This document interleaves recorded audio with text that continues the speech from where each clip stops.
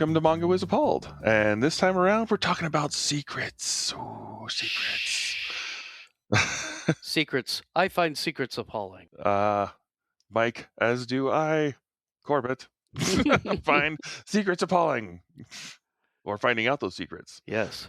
But we're talking about the Dungeon Crawler Carl series. If you haven't read Dungeon Crawler Carl, I don't know what you're listening to this podcast for. But hey, glad you're here. More the merrier. Why not? Maybe the show will inspire you to read it. We can hope. Maybe. Yeah. I would recommend it. I gotta admit, as a broad spectrum book, I have found very few that are as interesting. Yes. I don't know why. It's killing me too. Like there should be something else. Nope. Not allowed. I just don't get it. No. How could it be this good? No pressure, Matt Denneman. Well, Bounce House is about to come out, and I'm looking forward to read through that. Though there are people who are complaining about it already, which seems What, the graphic novel? No, the Bounce House book. It's his new book that comes out this February. Okay. Probably at the point that this would be out, it should be out. I guess they changed it from Big Book of Boom. Carl's big. No. This is Operation Bounce House is a totally separate book that Matt Denneman's doing. Isn't that a graphic novel though with Florin? No. Or is that yet something that's else? Crocodile. Yeah, this is a book. Ah, okay. Yeah, Matt Denneman wrote a whole different series about, from what I understand, it's still set in another solar system, a colony that's being put through this sort of game-like situation. From what I understand, it's supposed to be a game-lit game where it's dealing with levels and stuff like that. So is it in the Dungeon Crawler Carl universe, or is it a completely separate? From what I understand, it is a totally separate book. All right. But it's Matt Denneman. From what I understand, Sound Booth Theater is doing the audio for it, so could be pretty good. I don't know if you've followed his Kaiju Battle Surgeon. No, I mean it sounds cute, but it just hasn't really grabbed me as a. It's a lot more grotesque than Dungeon Crawler Carl, but I think a lot of Dungeon Crawler Carl is the colorful characters you're always jumping through, and with Battle Surgeon, it was more focused on the main character, and the other characters are interesting, but it's pretty gruesome. I gotta admit, some of the more gruesome stuff in Carl, imagine all that every chapter. Oof. Yeah. I think I'll skip that. No, it's still not a bad one, but it's the same reason I don't watch a lot of dramas and a lot of murder mysteries that my wife seems to love, because I'm a comedy guy. Mm-hmm. Yeah. Well, maybe I'll give that Bounce House a try. I just thought it was a weird thing because they did in the last Dungeon Crawler Carl book when they brought the ball to Laracos, the ball of people. Mm-hmm. The ball of swine. Ball of swine. Yeah, but it was everybody. Everybody was in it.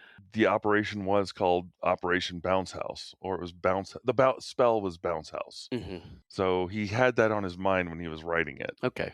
Obviously. And I would expect Dungeon Crawler Carl is probably only going to last like maybe 3 more books. Not to be a downer. Yeah, it seems like he's working it to try to wrap up, since levels 10 through 14 are now like one big level. Yeah. After what that Justice Light did. So, yeah, it's spoilers. So, yeah, it seems like that's going to be probably one big book. And then we'll go directly into the Hell Dimension 15 and then to Scolopendra. If Scolopendra doesn't come up. Right. And that's what I'm kind of expecting, but maybe they'll meet on 16 or 17. That way he doesn't have to go all the way to 18. Or 12. I have a feeling it's like the 12 is going to be like the last book. Well, book 10. Because that's 3 levels to 12. Well, no, because remember, all those levels have been broken together. What Justice Light did at the end of book 7. Yeah. So I suspect that's going to be just one big book, and that's going to knock levels 10 to 14 out all at once. Sort of like how, he totally skipped level, 7? 7, yeah. That Prepotente that just broke Cascadia. Yeah, well, couldn't have happened to a nicer fish. a nicer mud skipper. So there's books. There's lots of books. And in this episode, we're talking about one book in particular. So yes, we'll get to talking about that.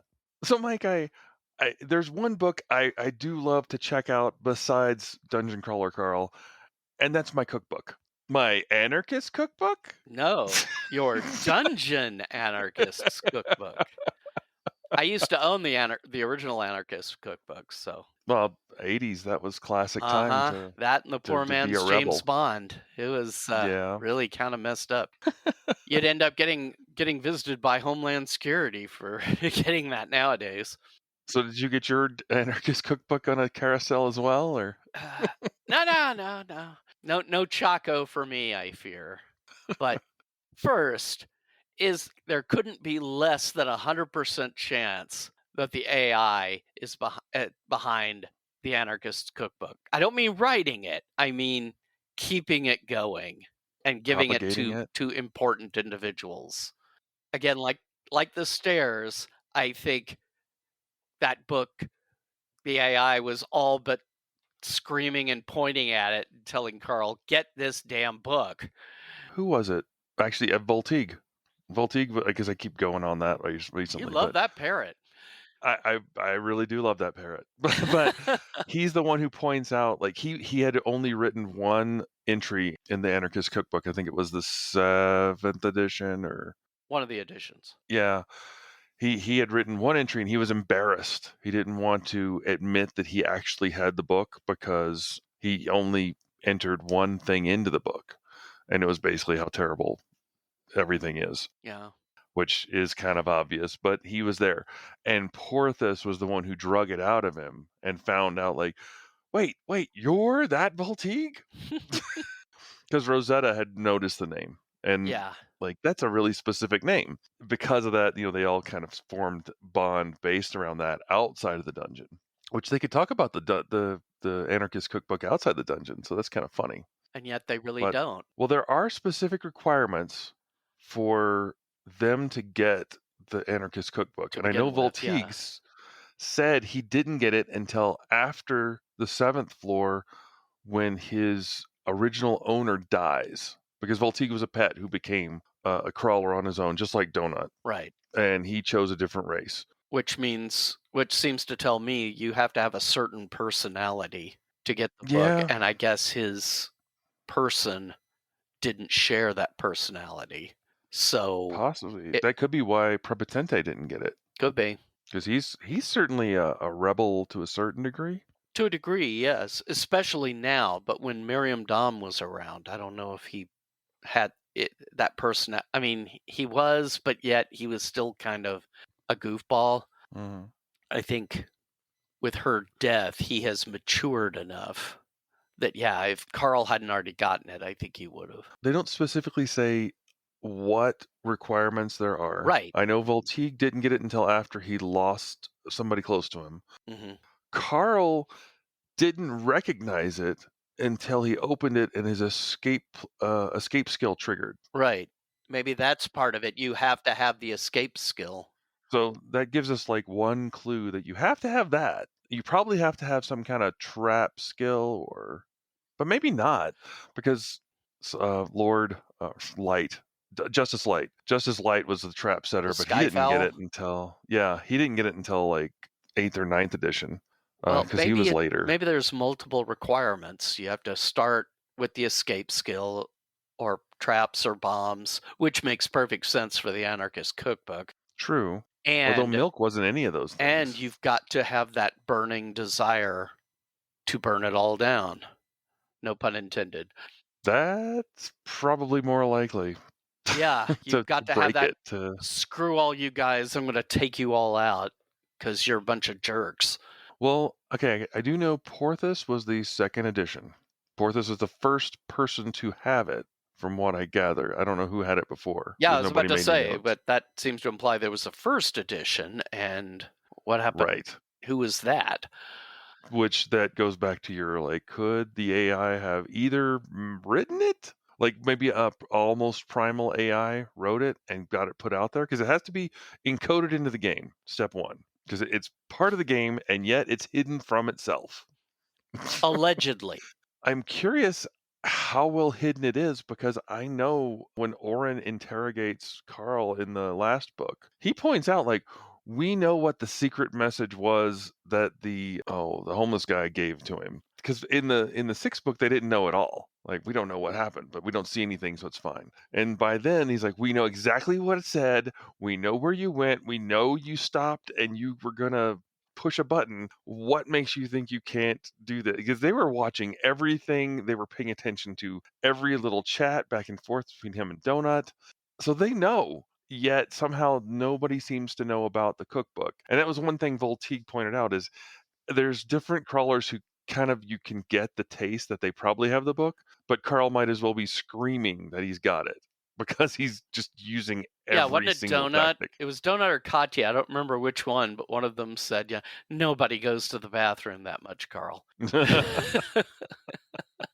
So, yeah. I believe the AI knows about it. I'm wondering if the AI was the first author of it when he set it out into the world. Or an AI, like you said, a primal AI. Yeah, and that's the thing. The primal AI is the difference, because they don't kill the AI at the end. They put them on a farm upstate where all the AIs roam and play. But I don't know. Well, they claim that it basically is just left in place, and the planet's left alone until the AI, I guess, burns itself out or something, because they just took all of its fuel to go fuel the one in the center of the galaxy, right? Who makes their lives so happy, which means the people won't rebel against the ultra rich assholes that control their government and society. Good thing we don't live like that ourselves, isn't it? Like Denneman wrote, a lot of fantasy, are just a crappy attempt at satirizing modern politics. Good thing we don't do that here. Like, yeah, good thing. So, yeah, it's obvious that the AIs in general, or this AI in particular, is wanting to. And again, this gets back to my argument that the AI is trying to develop Carl for a purpose. And I think that purpose is to smash the syndicate. We were talking about that off the show, about how Carl might have been purposely planted by the AI, because of the placement of the stairwell. He was the only one there with Donut. Yeah. The fact that they kept his father's recording of his father's death, and in specifically that's very odd. Yeah, even going to the level of showing the second wife, the son, his half brother, the crappy trailer they lived in, which I tell you what, I was getting flashbacks. Oh yeah. Growing up myself in that circumstance. Yeah, it seems weird that they're specifically aiming. And while, yeah, I kind of got the impression that people were having to face off with certain family members or friends all across at that level of the dungeon. But I just got the impression that they were really going that extra mile for Carl, even dropping that chunk of Iowa down in the Keys when he didn't choose correctly. It's like, nope, you're not going to avoid this. We set this up and you're going to face it, even if we have to dump this huge chunk of Iowa right there. It's a fix. Very clumsily. I mean, they could have just dropped the trailer and stuff, but this was let's scoop this up right quick and just dump it down. Entire surface of the planet. Yeah. Like, okay, you guys are desperate here for Carl to go through this. And I love Patrick Warburton. No, yeah. He was so cool. When I first thought about him doing Carl's dad, I was like, I don't know if Warburton can really get across the level of bastardy that is Carl's dad, but he did a good job on the audiobook. Oh yeah. No, it was terrific, and it was funny just because that was really the inspiration, I think, for Carl. As much as Jeff Hayes does a great job. Yeah. But it was obvious he kind of took that sort of that Warburton tick. Well, the Warburton and Eartha Kitt from Emperor's New Groove. Never saw it. Oh, I'm you glad definitely Eartha Kitt got some more work. Yeah, she gets turned into a cat at the end. She's a witch through most of it, and then she gets turned into a cat in like the very last version of herself. And it's Warburton and Eartha Kitt as a cat. So, ooh, coincidence? Maybe, but it's just by coincidence. Maybe Carl is being planned out by the AI. I mean, honestly, all writers steal. That's just a given. I don't want to Well, sound like we're criticizing because we're not. I'm not. I'm pretty sure you're not. you're going to be influenced. Right. You like I love the Starry Night by Van Gogh, Yeah. or Van Gogh, but I could do my own version, and that's going to be cool. And that's kind of the one cool thing about humans, I think, is we ape each other quite well. But yeah, and frequently when we do that, we always add something new. Yeah, and embellish. It's not a photocopy. Right. Or it's rarely a photocopy, and usually those are caught nowadays because internet. No, there's on Facebook, there's a group I kind of like watching comic steals, and they show like covers of famous comic books and where they got it from. Like some other piece of art. Yeah. Either some other comic or something else. Yeah. For example, the first issue of Justice League International from the late 80s, that cover has been redone so many times. Yeah. That looking up, glaring, want to make It's a cool something of setup. it. So, yeah, Nathan Fillion. I'm sure they'll eventually do that after the Superman movie. The Justice Gang will be doing that at one point. Who knows? Oh yeah, guaranteed. And it's because we like familiarity. Right. We like the repetition. And we want to give you something, but we want you to hearken back to that idea. Or even just Easter eggs. That's a thing, and especially in superhero movies now, but all sorts of shows, they give you Easter eggs to calling back to an earlier thing, which rewards you if you're an old fan. But if you're a new fan, you still can go with it. You just because you didn't get the reference, it's not like you're missing anything vital. But yeah, I think he may have taken that idea and just ran with it and did his own thing. I mean, Oh yeah. I'm sure at this point Carl and Donut are not much like those two characters, assuming that was where his influence was from. Well, my wife immediately pointed out how similar I am to Carl, and how the fact that she got the cat and I have to deal with the cat on a regular basis. So it's like this kind of thing happens in life all the time. So I don't slight him Oh at all yeah, for that. it's a joke here that our old cat Messalina, she likes sitting in Liz's lap and stuff, but we're both quite aware she's my cat. Liz chose her, but she's pretty much, if she has her druthers, she'd rather sit on me every time. I think Donut says it best when she says, "You're my person." Yeah, You're my person now. Yeah, or when she's flat blasting Bianca, or not Beyonce. What the hell am I talking? Beatrice. Flat blasting Beatrice on Odette's show and is saying, you're not my person anymore. Carl is. He always was. Mm-hmm. So yeah, about cookbook. That cookbook. Okay, I have a thought on the cookbook as far as like if it's not. See, the thing is, the cookbook implies you're burning it all down. You said that yourself. Yeah. And it's in the book, or it's actually in the series where Carl's like, "I'm going to burn it all down. I will break you." If the system made it, which is possible, then it's trying to destroy the way the system works. The way the system works is they go out, they implant the setup for the crawl or whatever the event is going to be for that season on a planet, and then they land on the planet and take it over, and then harvest the AI that's there to go feed the AI back in the main system. Or the materials that it runs on, yeah. Ooh, okay, that's the thought then. What if it's the main system that made the book? Because it wants it to end. Could be, because it's being kept basically as a drugged out prisoner. Well, if the primals were the ones who put these AIs into place, seeded the galaxy, and then everybody just focused on the one, and ate up the rest to use it. Or, starve them to death. Right. And then it's a cycle. Instead of like multiples all working as a unit, instead it's just feeding on the rest. Well, like that it's guy, bad. the homeless shelter guy in Florida said that already it's got way more material than it could ever really use for the long haul. Right. But they keep taking it because it's just become an excuse to do the dungeon worlds and whatever because it makes so much money. And that's something that King Rust mentions, that there will always be a crawl. Like, that doesn't seem likely.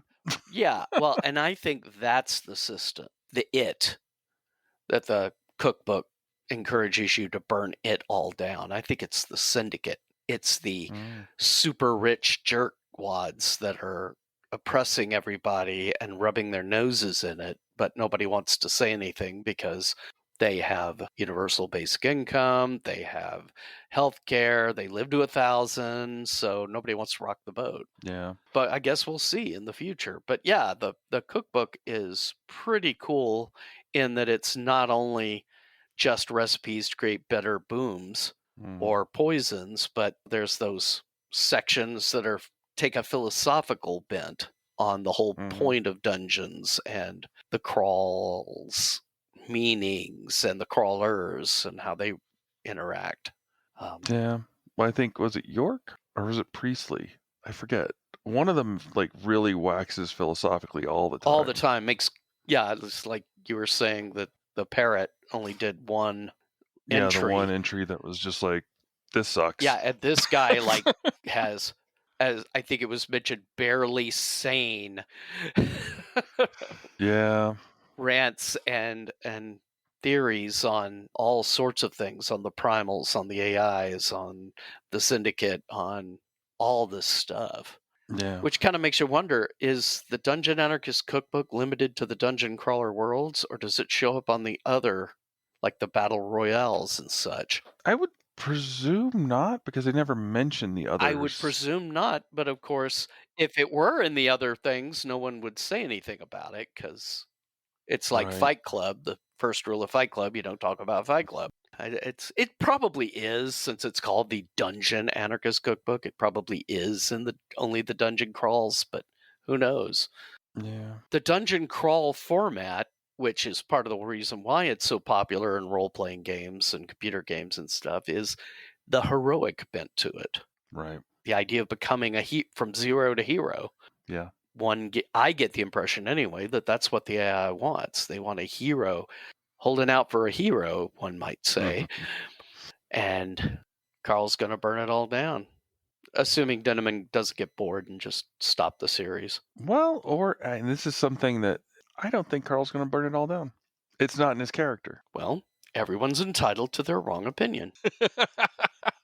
But again, I think it depends on your interpretation of what it is. This is true. The more I think about Carl, the more I generally like Carl, because he does the best he can. Right. I think he has definitely given a bad batch of biscuits or whatever. Oh, Lord, yes. He's always getting the worst end of it, and like, oh, come on. It's just worse and worse. Seriously. But he's always trying to do the best thing that should happen, and it usually comes to happen. Yeah, maybe not in the way he had planned, but it all works out in the end. Well, he hasn't had a terrible loss yet. Katya was the closest, and I wonder if Denneman's original plan for Katya was to die, and he chickened out. Maybe. Well, he did admit in an interview that his original plan for Donut was to kill her on the first book. Wow. Oh, wow. Yeah. And I kind of get the impression that it was supposed to be when they fought the Crack Karen. Because at that point, he was thinking he was going to die. And she was like curled up in his arms, like tucked behind the table when the blast went off. Is that the one where he was like horribly injured everywhere except his feet? Yeah. Yeah. His feet were still pristine. He was still ringing. And then she was the one who woke up and drug him out of the fire. Yeah. And I got the impression that he was probably supposed to get up and run out with this wad of fur, and then she'd be dead. And then he suddenly, for dramatic purposes, I could see like this would be too much. Right, and that would have been the incentive he needed to burn it all down. Yeah, very true. So I wonder if the cookbook he designed was as a counter to still get him on that path. Well, he definitely was getting bitter about the whole dungeon Yes. crawl in general. Like, wait a minute, you're killing us and we're causing a problem? Yeah. Well, we can't, we have to have a respect for the life of the AI. And it's like, really? You're killing us in job lots, but the AI needs to be treated correctly. Mm-hmm. Yeah. Well, the AI has rights. Right, and they don't. I remember he was real bitter when like, what? Because God forbid the AI be mistreated, even though it really is. But like a lot of laws, certain elites will say, still manage to figure out ways around it to abuse people. But the Anarchist Cookbook definitely covers people's bitterness and anger about what was happening to them. Yes. No matter, even Milk, who is honestly probably the softest spoken, I think. Yeah. Well, that's why she just kind of curled up and gave up. Yeah. She just couldn't do it anymore. Nobody was trying to come to her guild, and she was in that circumstance where every season that went by, if nobody came for her services, it didn't count toward her indenture. Yeah. And that was a screw over of the first magnitude. I will admit I loved her take when Miriam Dom shows up and like, oh no, if you were to hold a knife to me, then that would be a threat, and I would have to tell you exactly what you want to know. So, since you're going to put a knife to my throat, that's the only way I'll be able to tell you about that secret door over there. Wink, wink.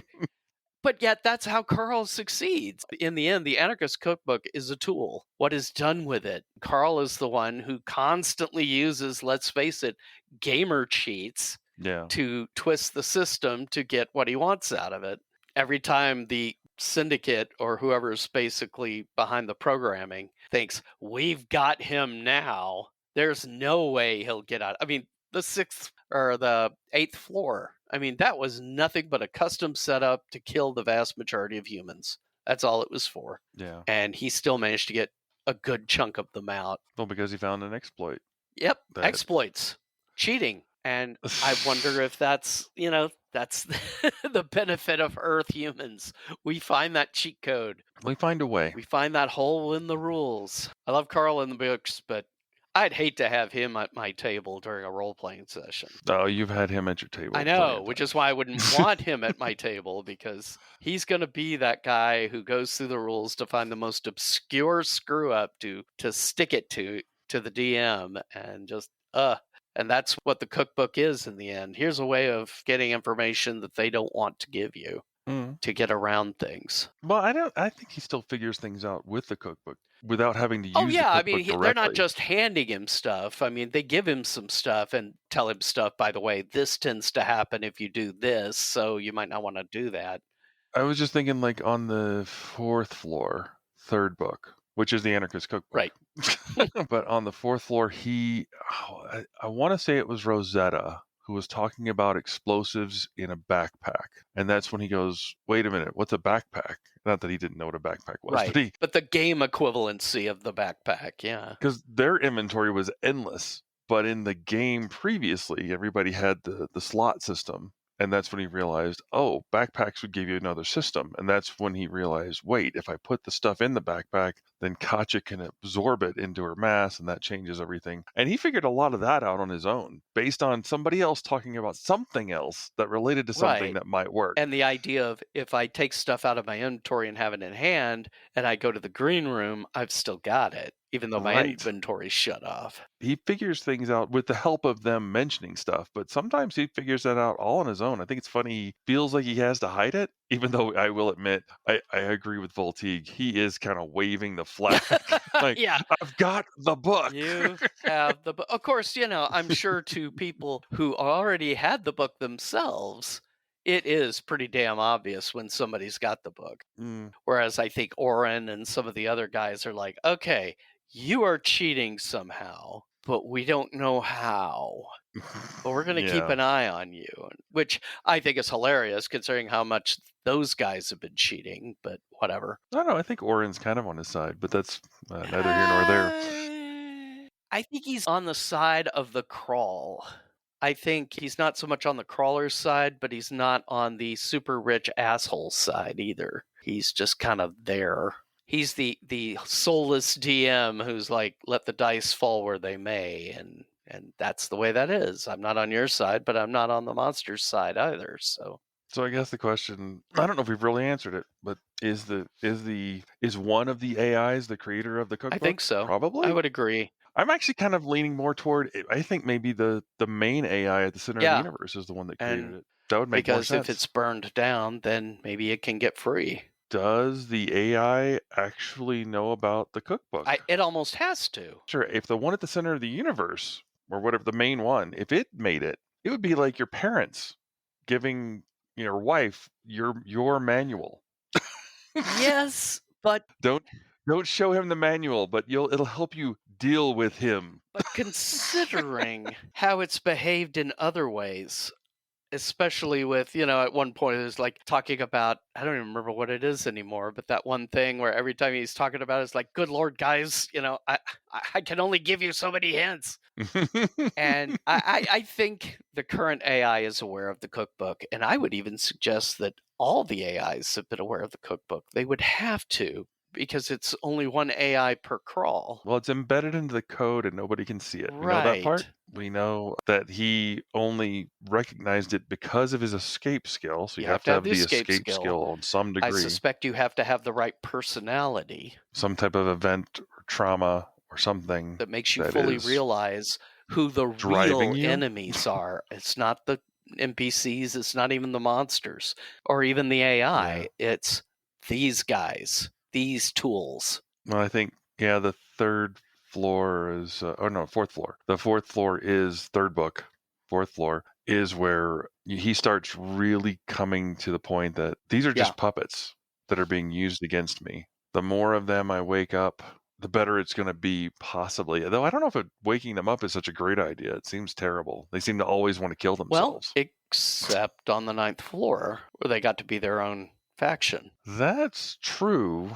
That's a good point. I think it would depend on the NPC and whether they thought they had any options in life. Because like Firebrandy and the dwarf, they did not see a way out. And it's like, we'd rather die than just be put back in stasis and come back again. And Signet, more importantly. Yeah. But her solution kind of helped progress his solution. Right. And so it wasn't totally a suicide. But I still maintain she's not dead. I think she was dying, but going into the nothing. You can't die in the nothing. Yeah. I think, unfortunately, she may be in the nothing still with a slit throat, which would really suck. There's detached penises running around the nothing, man.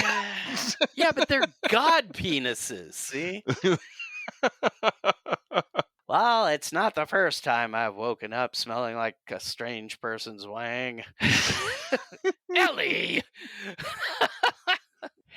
I love Ellie. She's a great character. Yeah, she's awesome. Yeah, so there's such weirdness in the nothing, those feral gods and all sorts of junk. Yeah. It's, who knows? I hope she comes back. I really do. If she doesn't come back, I hope Carl and Juicebox get together. Really? Yeah, I think they're fairly similar personalities. I guess. Why? Who do you want to see Carl end up with? Well, we should probably save that for a show, because Carl's relationships are definitely a whole show. That's true. That's true. Anyway. Okay, so cookbook. Cookbook. Is it the AI's cookbook? Is it just a book? Is it a secret? Don't tell anybody. Yeah. Personally, I expect at one critical point the book's going to disappear. Because that would be another great way of kind of sticking it to Carl. That's... Yeah, and Dinneman, like most authors, love to put their main characters through the ringer. Well, he's been woozy enough times. It would be easy for something to slip out, and as soon as he tells somebody, it would go. Yeah, or a circumstance where he has no choice but to tell a person, even though he knows what's going to happen, but there's no It would be like alternative. if Donut was in a like life or death situation and he had to say it, or otherwise one or the other. Though he does not like being in those situations. But yeah, somebody's got a gun to Donut's head or something, and it's like, how are you getting these cheats? We got to know. You must tell us now, or she dies, or something like that.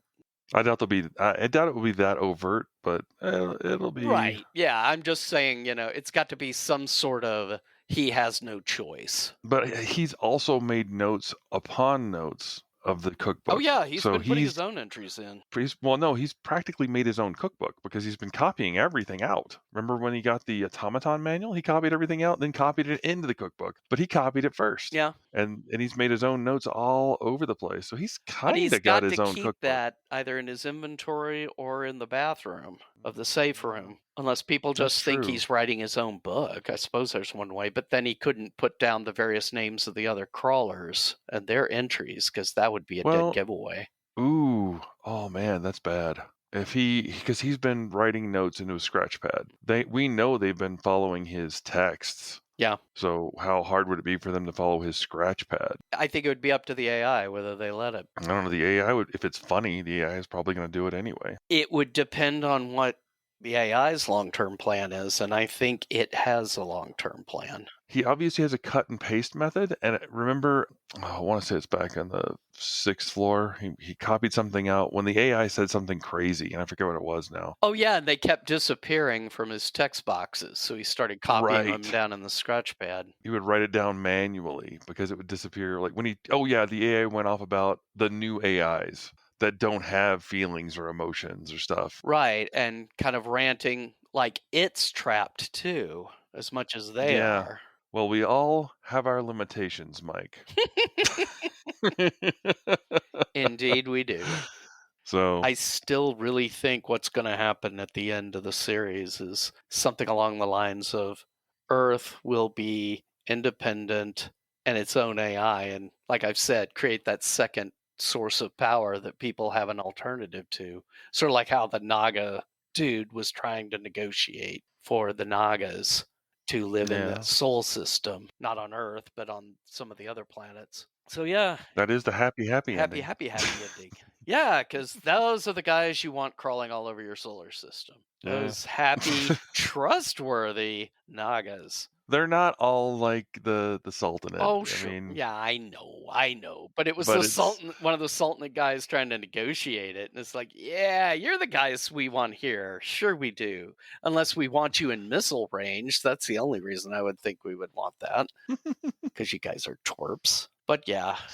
I'm sorry, I didn't know you didn't know about Operation Bounce House. No, I didn't. I knew that there was the graphic novel coming out. And I knew that the next Caller Carl book is coming out, but I did not know about Bounce House at all. No. Well, I'm not as into the fandom as you are, so. I've been going to a support group, but they don't help. They just keep reading the books. They keep just feeding into it, into your addiction. Have you read book 6? Yeah, I did. That was so good. Because if you don't get help with Matt Dinniman, please get help somewhere. If you try Matt Dinniman, the first time's free. Yeah, so. It's always first time free. Oh, man. It is a good book series. I can't help it. And Cookbook was a good one. That was book 3. Yeah. 3 was the Anarchist Cookbook, and that as the book 3, was pretty cool. But the Anarchist Cookbook kind of is a pretty neat guide all the way through it, and is very confusing when all the actual writers of the book show up in book 8. Yeah. No, wait. 7? Wait, hold on. Yeah, because they were coming in to join faction wars. And yeah, it was just so funny to see everybody just kind of like, why is Carl hugging these people and talking like they're long-lost kindred or something? And yeah, another good show. Great to know. And we tell you more, but it's a secret. It's a secret. It is a secret. Thank you. Mm-hmm. Oh, we all have our limitations. That's my line. That's not a secret, by the way. And they will not break us. That came out sounding way more racist than I intended.